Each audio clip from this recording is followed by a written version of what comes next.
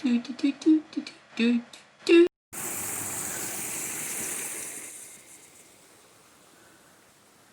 today I'm just going off on a hike, don't know where. So coming up to my first mine here. They're just like all over the place. I'll probably show you a few more if I come to them. So far we've had a bit of a highway coming up here. I think it's to be expected because this is up from Coniston. It's Wervelum up ahead and then Old Man of Coniston ahead of that. So it's really popular in the good weather. Nice and easy. Hopefully we'll get to something a bit more barren soon.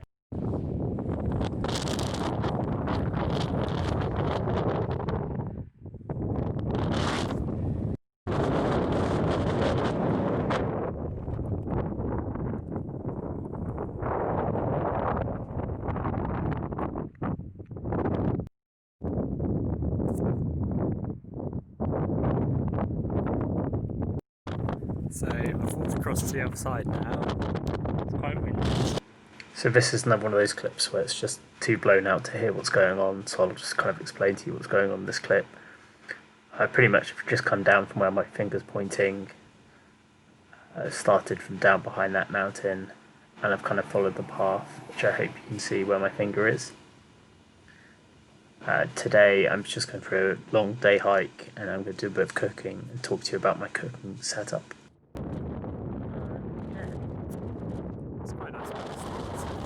So today I'm just trying out, I've had this quite a lot before actually, walking. I wasn't in charge of the food when we had it before. So, you know, I'm going to have a refresher, see what it's like. I remember it actually being quite filling, but how I feel about it, I feel like this should be terrible and not really give me any energy or anything, but I'll find out.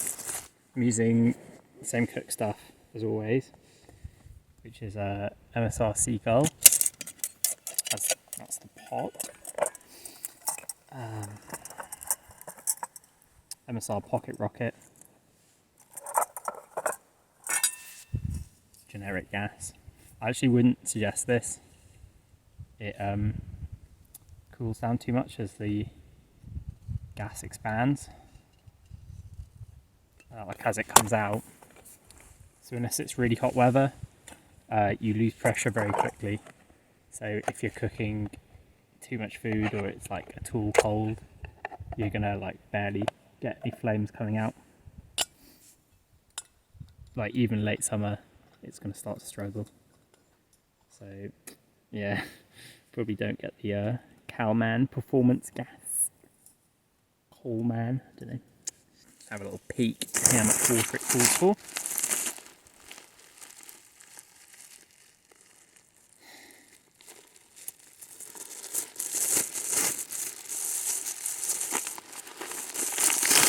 And I've got two of them. Yeah.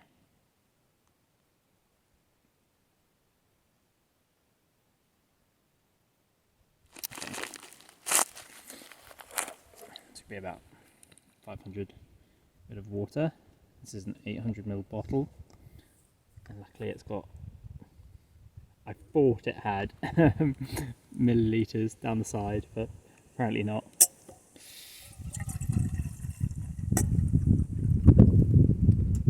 But I can guess.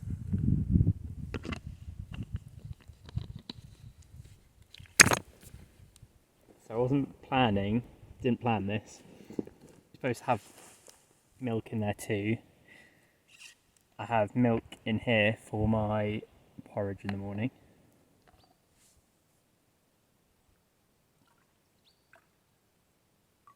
So just going to add some of that.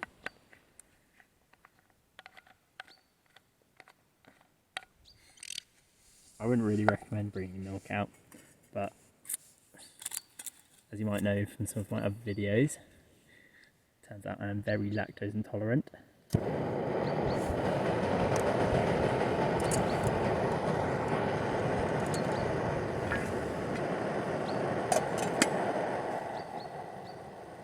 So it's just soya milk, so I think it lasts better. I would normally suggest, and I've done this before, like you just mix, if you're say having cereal, you just mix powdered milk in with it and you pour water in, mix it all up, and then it's like milk on cereal. Or if you've got like porridge, you just wear it out before you go, and you get like little packs. Obviously, I could have got like a pre-weighed thing for this, but I didn't because I didn't read the instructions. But I saved. I feel like for today, I want to talk a bit about the MSR Pocket Rocket. Now, this is a stove I've had, cook systems I've had since I think I was 18. I'm now 25, and in terms of performance degradation over time, it has just worked flawlessly the whole time. That's why it's from here. It's very loud when you turn it up. And now it emits a lot of heat. It's got a reasonably small pack size. I think in the modern day, this is getting a bit bigger. I think the weight as well is a bit heavier compared to what we might consider light, ultra light in this period. But the performance of it has been absolutely amazing. I now know there is in fact a Pocket Rocket 2 that's come out, so if this is anything to go by, the Pocket Rocket 2 is probably absolutely amazing as well, just smaller and lighter. I think I'm going to have to, in post-production, just put the stats of the MSR Pocket Rocket up in terms of its weight. I'm also going to put some stats of modern day competition in with it. So I know there's a really good one from China that's very small, very, very cheap. Although I can't attest to, for example, its longevity, which has been the best thing about this. So in terms of other cooking apparatus I've used, one of the first ones I was using was a Trangia from like the DV when I was a kid, and they're big, they're heavy, you have to carry liquid fuel. I don't think it's the one for backpacking. I imagine in a kayak it could be okay because like you have unlimited space and weight. Bike packing, oh yeah, wouldn't do that either. It's like, I don't know, I feel like I'd spill the liquid everywhere, and I feel like I personally didn't, but if I kept using them I probably would have. Other pieces I've used was a Jetboil clone. That was given to me by some friends at university, and it was really good.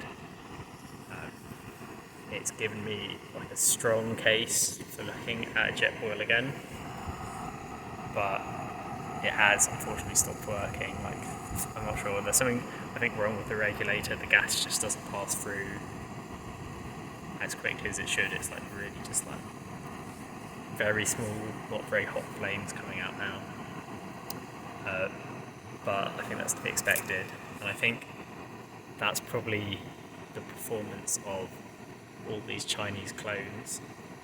I have heard that Jetboil differs though, like it costs 2 to 3 times as much as a clone, but the regulator is different inside of it. So when you start running out of gas, so the pressure's dropping, if you've got a real Jetboil, you can use that full can of gas. Whereas with the clone ones, you just never, from what I've heard and from what I've experienced, you get about half a can. So like if you carry this, you can feel it's getting cold, so you feel a little bit of gas in it. You get to like halfway, and that's, you're not getting any more use out of it.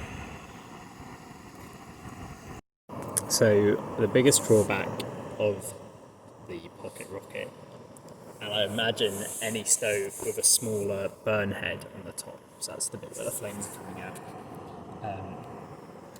is it produces a very intense heat right in the middle.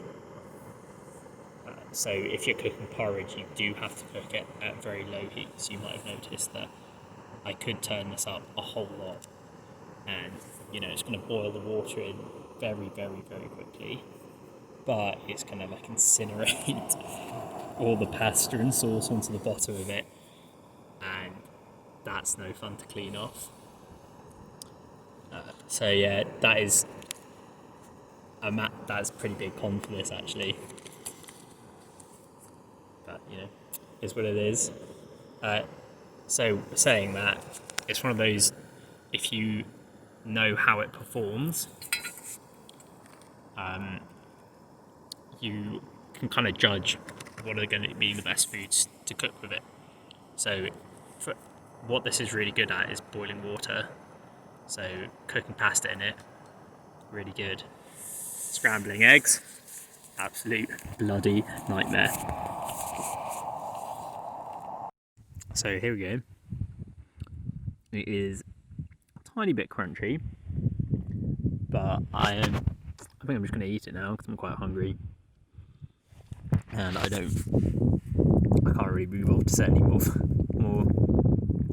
And I'm worried about it incinerating itself onto the bottom, so that's no fun to clean. Yummy. Okay, I am not sure how enjoyable pounding this whole tin of pasta and sauce was.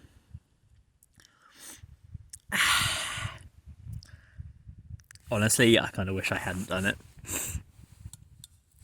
Not feeling like this is going to be something I try all the time. But, it's an option. Maybe one would have been better. I don't know.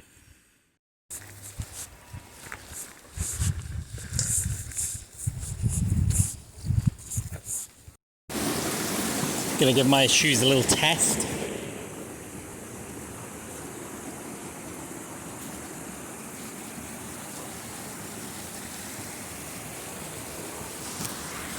Ooh, gonna get deep.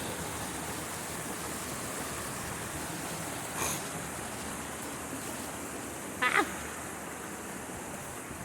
Oh my god. Okay. Some water went over the back of that one. So you can see this. Still feel dry. Gonna give that one a pass.